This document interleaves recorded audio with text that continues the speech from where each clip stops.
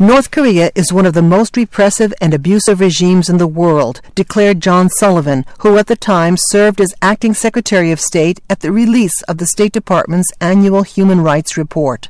The Kim regime systematically neglects the well-being of its people to underwrite and fund its illicit weapons program via forced labor, child labor, and the export of North Korean workers. The people of North Korea faced egregious human rights violations by the government in nearly all reporting categories, including extrajudicial killings.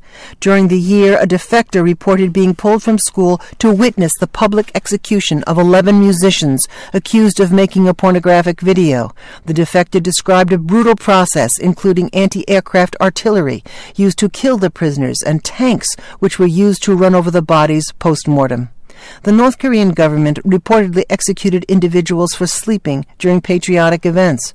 Defectors also reported that the government carried out infanticide in cases of political prisoners, persons with disabilities, and where the mother was repatriated from China.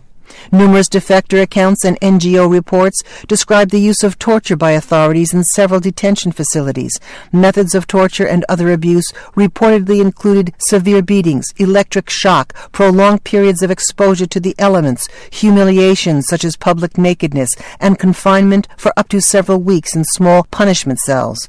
Mothers were in some cases reportedly forced to watch the infanticide of their newborn infants.